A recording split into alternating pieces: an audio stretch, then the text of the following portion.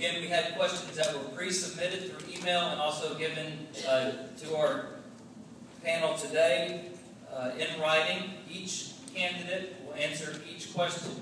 You will be given 2 minutes to answer. Some of these, it doesn't take 2 minutes to say yes or no. So keep that in mind.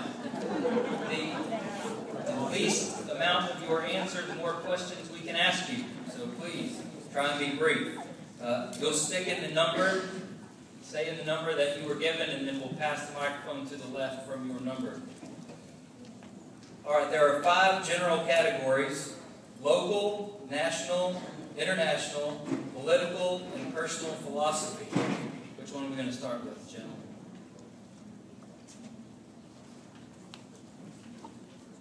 All right, lucky number 8 would be Mr. Bill Sargent gets to start this one. Here is the question under the local category.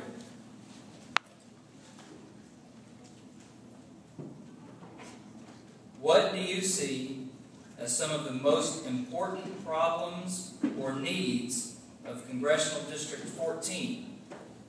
And what could you do as a congressman or congresswoman to address and work to solve them? Again, the question is, what do you see as some of the most important problems or needs of Congressional District 14? And what could you do as a congressman or congresswoman to address and work to solve them?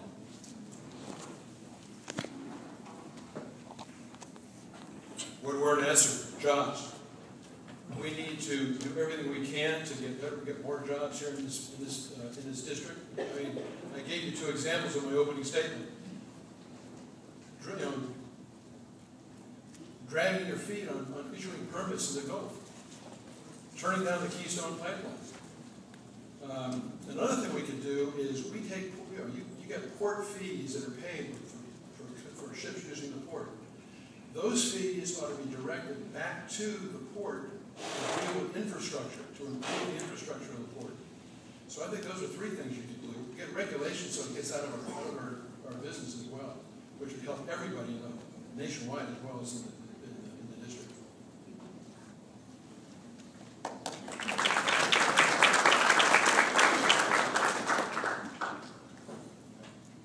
Well, the key to helping things in Brazoria County is to get the economy moving in the right direction. And you do that by having growth in the job market in the private sector. We cannot tax and regulate ourselves to prosperity. Now, we know the threat of higher taxes is hurting small businesses and is driving jobs away. We know that the threat of regulations is particularly important here in Brazoria County because it hurts small business, but it also hurts BASF and Dow. We must make sure that we're not exporting jobs overseas and that we provide job security for people right here in Brazoria County who work in area industry. Of course, we must stop the spending because that is, and that's why I have a balanced budget amendment. I proposed a balanced budget amendment. I have a petition on my webpage where you can go in and tell us you want a balanced budget amendment to the United States Constitution. We need to get spending under control because that will help our economy. Now, we must have energy independence. That means we must drill here and drill now. We need shale gas coming into our local industry so it can be a cheap source of energy and also be a source of raw materials for our energy. We also must realize that since 1986, ad valorem taxes have been collected off of every load that's gone in and out of the port of Freeport. However, and that money has been put in a harbor maintenance trust fund, but that money is not being used to maintain our port of Freeport. That's a lifeline to our future, and I joined with Congressman Ron Paul, Senator Hutchison, Senator Cornyn, Congressman Poe, and other congressmen to make sure that the money that's already been set aside for the port of Freeport is used to maintain our port. We need to make efforts to stem regulations so we can make that LNG plant both an import and export facility. We must protect water, and we must protect Brazos Sports College. Thank you very much. These are some of my ideas about helping us here.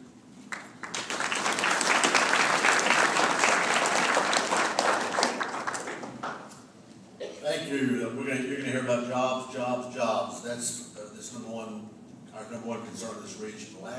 This past week, I was at an Economic Development Alliance luncheon for Missouri County, where Donald Payne, our commissioner's son, gave us some good news. We have more Missouri County than ever before. He gave us an update. I stay in tune with those kinds of meetings and work throughout this county because Missouri County is very important to me. As a member of the Environmental Regulation Committee in the state legislature, I fought the EPA. Al Armendariz, who ultimately got appointed to Region 6 director for the EPA, called him out in a meeting on live TV because we stream video everywhere we have meetings. And the facts that he was spouting were wrong. I found him on the internet and called him out. I'm probably not on his Christmas list. I'm willing to tackle the government regulations to help keep our jobs going.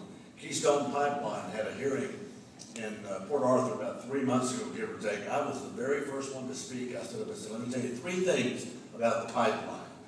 Get it here, get it now, and oh yeah, I'm in favor of it. We've got to get energy let loose here, energy independence. We are part of the Gulf Coast. We can create jobs. Texas has proven we know how to do it. We have got to get I was on the not only the Environmental Reg Committee, but on the Energy Council, where we traveled across the country and learned about energy best practices. We can bring this country's economy back up. Texas knows how to do it. This area has got most of the infrastructure in place. It can use more. We've got the ports. We've got the system. It's time to get rid of the overburdensome regulations. I'm Randy Weber, and I approve this conservative message.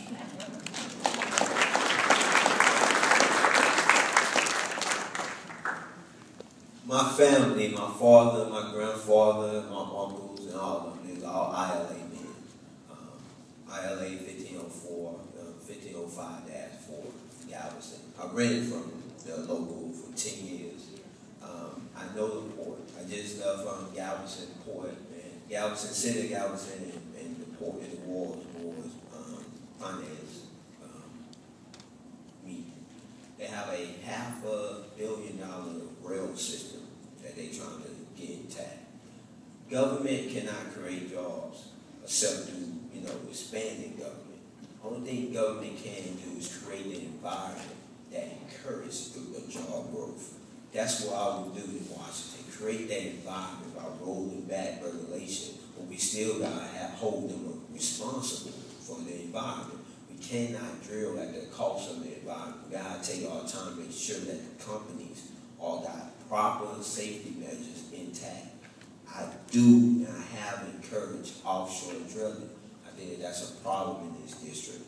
I got friends that's out of work that has to go to California and other places, but I'm with business. That's all I know. I know the ports frontwards and backwards. I hung on from a little boy, but that's all I'm about, creating the environment that to increase jobs in the private sector. Thank you.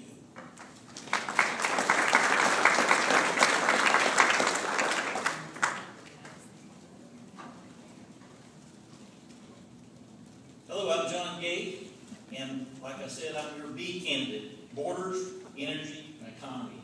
There are things that the federal government must help with, local and state issues, and there's a lot of things that they should not be involved in. I don't think they should be involved in educating your children from Washington or indoctrinating them from Washington. There are some things that they need to be involved in. We need to be promoting energy. We need to be concerned that we've had this long drought. One thing people aren't focusing on, but you will soon, is we're running out of water in this state. We have industries in this county, one company that uses 100,000 gallons of water every minute, every hour, every day. And if we don't have sufficient water, those industries that are vital will have to go away. The rice farmers need water to grow their rice. So we need nuclear power to desalinate Gulf water to provide water for these industries and for these homes and to promote business. We need jobs, but if we don't have water, we won't have jobs. So you need somebody that understands what the issues are. I also understand, the Panama Canal is being widened, and Port Freeport and Port Aransas are working on their ports. Port Freeport is actually a lot further along on that project, and I'm proud of what y'all have done there. So we've got to get the federal government off the backs of business where they don't belong and get them involved in areas where they do belong, like promoting nuclear power and desalinization of water, because Texas is going to need their water if we're going to be continue to be an economic powerhouse. Thank you.